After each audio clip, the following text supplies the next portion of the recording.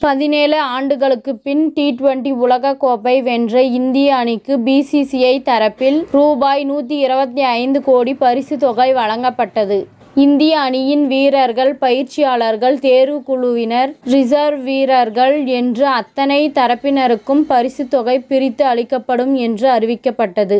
இந்த நிலையில் ரூபாய் 125 கோடி பரிசுத் தொகையில் இந்திய அணிக்கு தேர்வு செய்யப்பட்ட 15 வீரர்களுக்கும் தலா 5 கோடி அளிக்கப்படும் என்றும், தலைமை பயிற்சியாளர் ராகுல் டிராவிட்டுக்கும் 5 கோடி அளிக்கப்படும் என்றும் அறிவிக்கப்பட்டது. மீதமுள்ள பயிற்சியாளர்களுக்கான பேட்டிங், பவுலிங், ஃபீல்டிங் பயிற்சியாளர்களுக்கு ரூபாய் 2.5 கோடி வழங்கப்படும் என்றும் தெரிவிக்கப்பட்டிருக்கின்றது.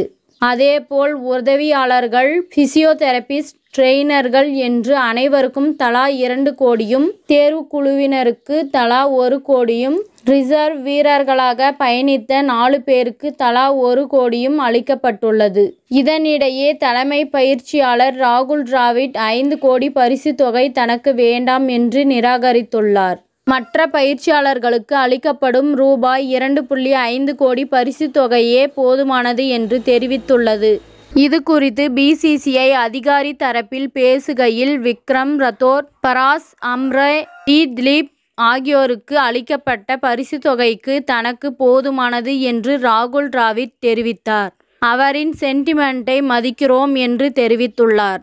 இதன் மூலமாக தானாக முன்வந்து ராகுல் டிராவிட் பரிசுத் தொகையை வேண்டாம் என்று நிராகரித்துள்ளது தெரியவந்துள்ளது. அதேபோல் கொடுத்தால் அனைவருக்கும் சமமாக கொடுங்கள் என்று ராகுல் டிராவிட் மறைமுகமாக BCCIக்கு அறிவுறுத்தியுள்ளார். 2018ஆம் ஆண்டு அண்டர்-19 உலக கோப்பை தொடரை இந்திய அணி பிருத்வி ஷா தலைமையில் கைப்பற்றியது. அந்த இந்திய அணிக்கு பயிற்சியாளராக ராகுல் டிராவிட் இருந்தார். அப்போது இந்திய அணி வீரர்கள் மற்றும் பயிற்சியாளர்களுக்கு ரூபாய் 20 லட்சமும், ராகுல் டிராவிட்டுக்கு மட்டும் 50 லட்சமும் BCCI தரப்பில் பரிசுத் தொகை அறிவிக்கப்பட்டது.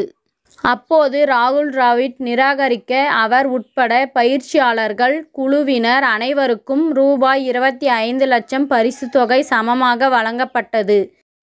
இத்துடன் இந்த செய்தி முடிவடைகின்றது. நன்றி, வணக்கம். மீண்டும் அடுத்த வீடியோவில் சந்திப்போம். மேலும் இதுபோன்ற சுவாரஸ்யமான தகவல்களை அறிய தமிழ் சிறை சேனலை சப்ஸ்கிரைப் பண்ணுங்க, ஷேர் பண்ணுங்க, லைக் பண்ணுங்க மற்றும் கமெண்ட் பண்ணுங்க.